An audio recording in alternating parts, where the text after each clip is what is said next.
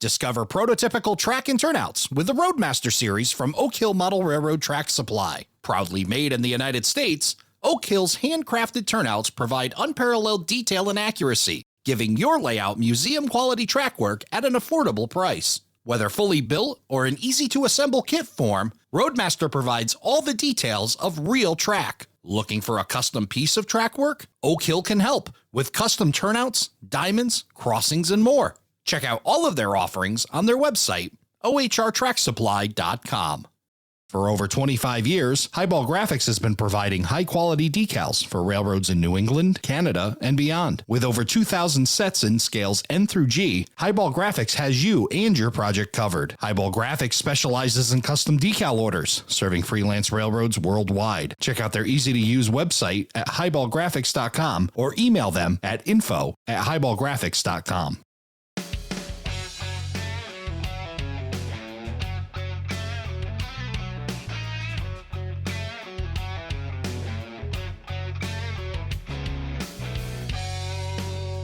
Hello, everybody, and welcome to Around the Layout, where model railroaders come to tell their story. My name is Ray Arnott. So glad you could join us. We're going to be talking about the Iowa City Train Show, hosted by the Hawkeye Model Railroad Club, and representing the Hawkeye Model Railroad Club, Dan Riechenbach. Dan, welcome to the show. Ray, it's an honor to be here. Thank you for letting me come on. Well, it's great to have you here, and always excited to hear about train shows going on, and also hearing about clubs as well. And you've got a story for both. Oh, absolutely. It's quite a bit longer than how long I've been alive, but it's a great history, and our legacy moving forward is going to be fantastic. Can't wait to share it with everyone. Awesome. Well, before we get started with the Hawkeye Model Railroad Club and, of course, the Iowa City Train Show, why don't you tell us a little bit about what you do in the hobby? I recently moved out to Iowa City about 2.5 years ago after taking a new job to follow my wife. And when I joined the club, I was just mesmerized by what all the club had to offer in terms of HO scale and modeling. Prior to joining a club, I had a basic Athearn war bonnet DC loop of track that had been set up on a 4x8 sheet of plywood in my parents' house. Got a little bigger, bought a few extra pieces of track. My mom helped me build a mountain out of plaster, which came together so beautifully. A huge shout out to my mom, because she was definitely the one that pushed me to paint in, add those little extra details that we all love on our model railroads. The trains took a back seat when I went off to college and into high school, the typical sports and extracurriculars going on. Got off to college minutes, just start getting back into the hobby. Visited a few train shows before the dreaded COVID happened. Finally, 2021 came around. I was on my own. I had my first big boy job, going out, making my own money, and so started getting in more into trains again. I actually managed to volunteer for the live railroad. Got to volunteer with the Cuyahoga Valley Scenic Railroad up in Cleveland, Ohio. Then about 2022, took this new job out here in Iowa City, and have been out here with the club, and I've actually now been managing their train show for the past 2 years. So awesome. Train show has been my main priority, along with helping to construct our brand new HO scale layout in our new club building that's been built. You joined and they gave you a responsibility near right away, huh? Oh, yeah. More likely I volunteered myself, and it just escalated from there. Well, that's good. How'd you find out about the club? So I was in my first few months in Iowa, and I was just looking for ways to get involved and get present into the community. One of the hardest things for someone of my generation, if it's not a super large town, is finding ways to get involved. And trains was still very much a passion at that point, coming from Cleveland. And I was Googling train clubs or ways to volunteer with other train organizations. And here I found on their website, HawkeyeModelRailroad.org, I believe, and .com, excuse me, and we saw there was an open house coming up. So I managed to stop on down to the open house, and I met Doug Brown and then his son Jerry, who happened to be the president. And they see a young guy, he's all excited about trains, and he said, "Oh, he'd be a good club member to have with us." And so, sure enough, they roped me in, and it's been an amazing 2-year journey with them. Just being more educated about the hobby. There's so much to learn each and every day. It's been fantastic. Well, your history with the club is kind of short still, and you're still developing it, although taking on quite a bit of new responsibility. Club's been around for some time. Why don't you tell us about that?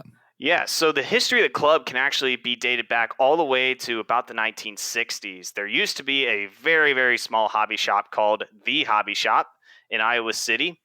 And about the 1960s, there were several gentlemen that started meeting up in the basement of this hobby shop on a night on a weekly basis.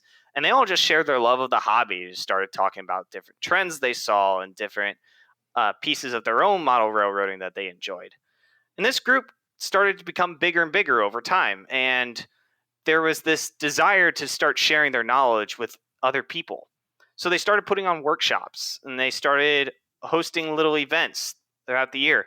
It wasn't until about the 1980s that individuals started putting together actual modules where they would build a individual module and they would get together in various community buildings or any other location, such as the library or a bank, and they'd set up these modules and they'd have people come out and people would love to see these modules. And then other model railroaders throughout the community would come in and they'd ask their questions, and other clinics would be hosted where they talk about repairing their model rail locomotives or learning how to fix up their cars or scratch build other buildings.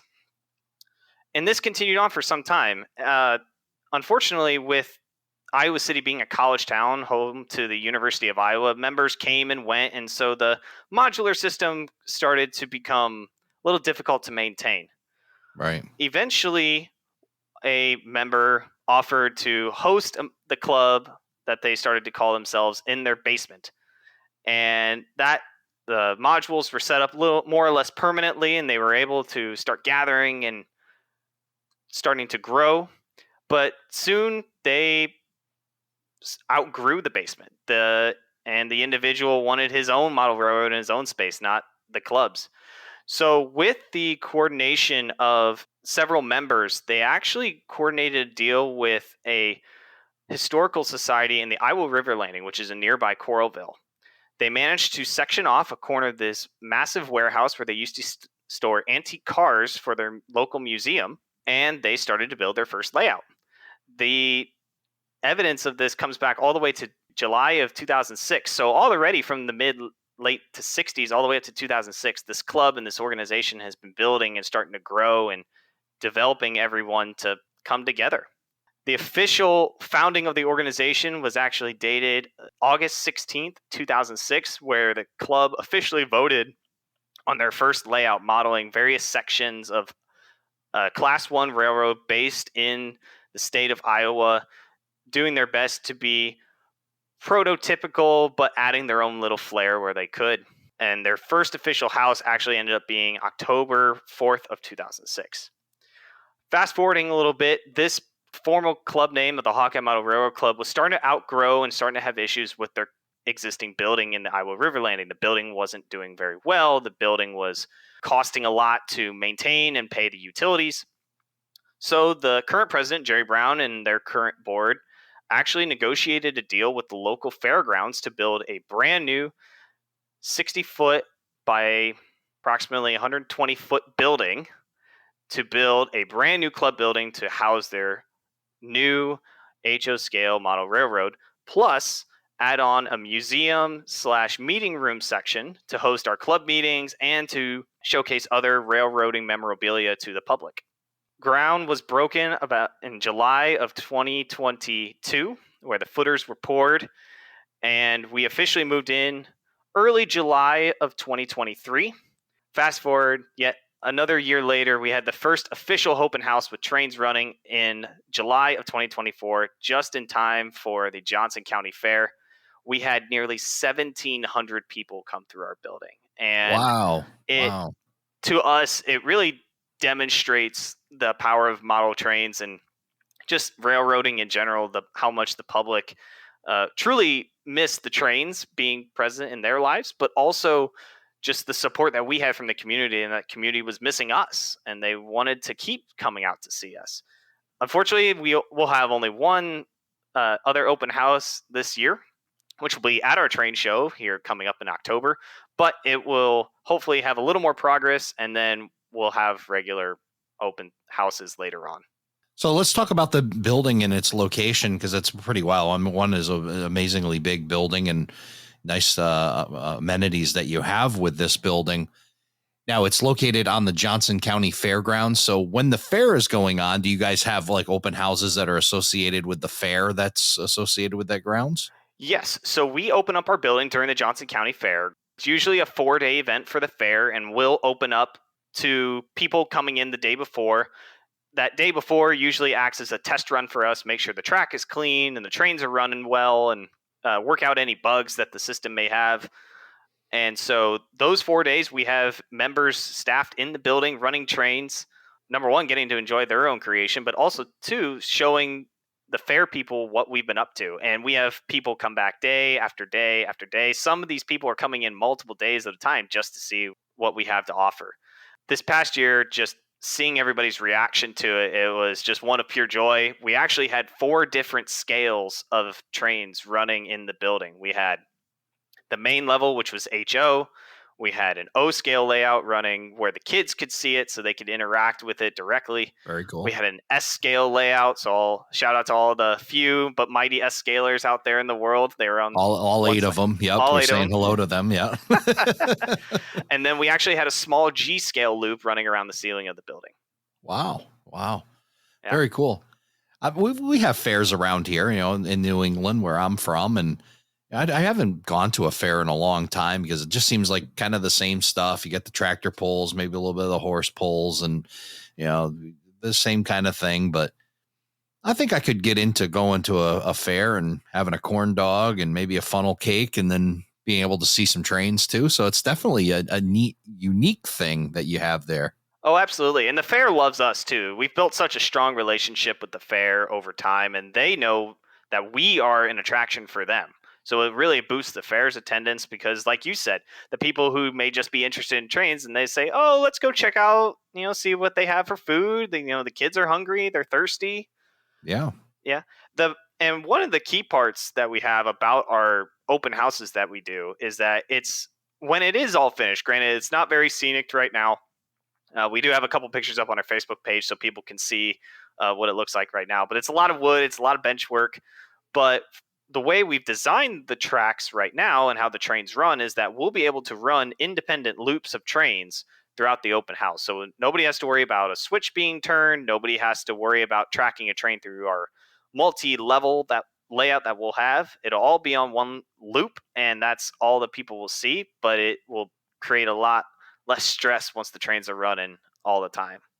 Let's talk about that design process, because now you're coming out of your previous location. You're going into this new one. I'm sure a lot of excitement as that building's going up. Talk about how the design came together for it. Well, as many people that have come onto the show have said, it's a very iterative process. And when you bring in, 40 more people instead of just the usual 1 or 2, it complicates things a lot. But we had some fantastic people who had great visions of what they wanted their railroad to be. And a lot of other people provided just their opinions on what they wanted to see in the layout. For example, one of our biggest requirements was a double track main line. That was just for the simple ease of operation. So no trains had to get stacked up on one another, because we had that happen so many times on our original layout. So the design process took probably about 6 months before we even put in our first order of lumber. And we came up with about 5 or 6 different designs for how this railroad should look. And it came down to final 2 designs. And inevitably, what we decided is we wanted to maximize our space. We liked the concept of just having a single level where it was all flat and everyone could see, but we realized the building could only be so big and we could only model so much with one level. People weren't opposed to helixes. I know some guests on the show, sometimes they say, "Oh, I don't want a helix. It's complicated. It's big and awkward and takes up a lot of space." But we didn't mind a helix. We liked the challenge. So we agreed that we could work that 2 helixes would allow us to spiral between 2 levels fairly easily and maximize the ultimate space in the building. So what this has done is, if we compare from our first layout in the Iowa River Landing to now, we are more than doubling the amount of track that we'll have available to run. We're going to double our run time from 15, 20 minutes up to 45 minutes of train run time. Awesome. And we get to see so much more of the state of Iowa that we're modeling. I think when we were running trains, it took us about 20 minutes to make one loop, and there'd be times where you're looking over your shoulders like, is the train coming? You press the horn button on your throttle to make sure you can hear it and the train hasn't derailed, and you're just poke your head around the corner and nope, it's still there. It's still running great. And so it's very, very exciting time, but it took some time. It took some good constructive criticism and good constructive feedback to make this a reality. Yeah, and I think that there's so many advantages to a club if you can balance out the politics, right? And not necessarily bad politics, but democracy is great, but it doesn't work in every application, right? And when you have a club like this where you've got a bunch of people with different mindsets and different ideas of model railroading and what it should be and the things they'd like to see accomplished, and you're all gathering together to try to put that all into one plan, I'm sure that can be extremely challenging. But it's great to hear you guys were able to pull that all together in a monumentous moment of getting an incredible building in a brand new location, which a lot of clubs struggle to do.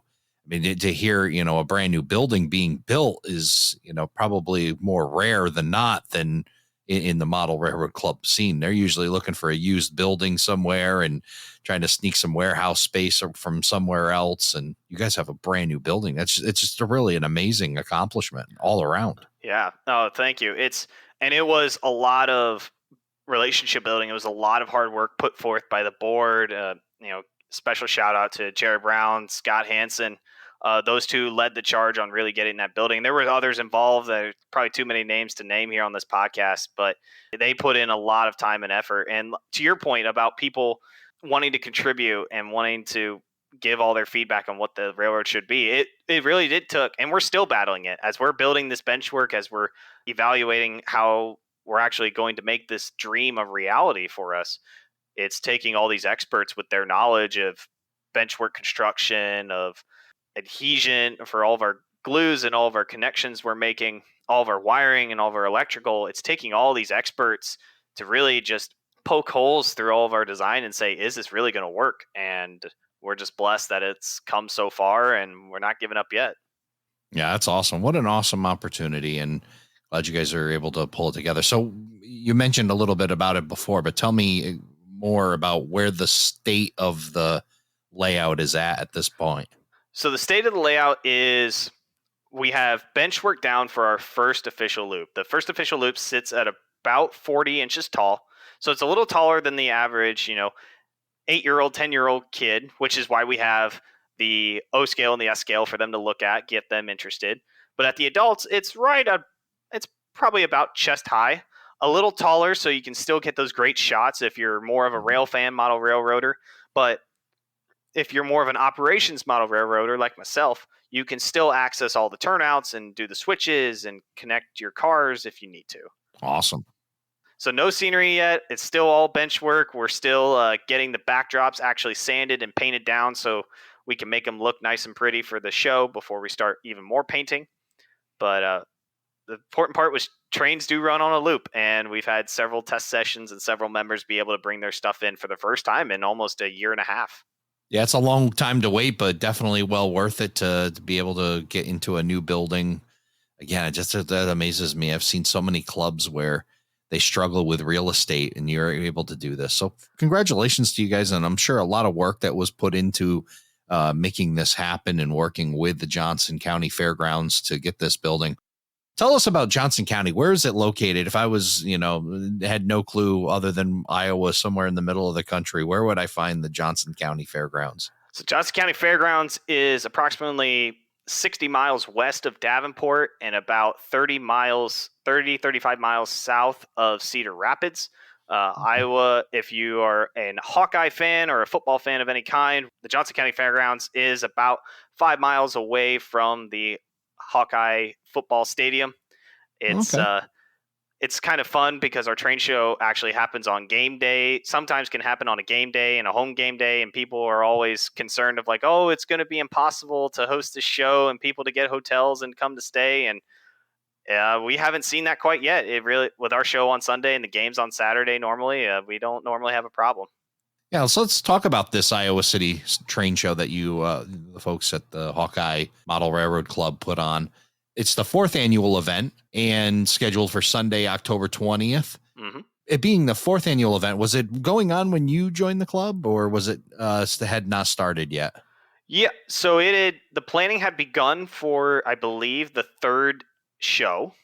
Second or third show. I can't quite remember. The whole origin of the show was to actually start raising money, not only to pay the utilities and the other costs associated with the old building, which they did very, very well and managed to keep them moving for a year, but it also started raising money for the new building and starting to raise funds for that. And so this train show has really become a lifeline for our club, bringing in a large sum of new funds.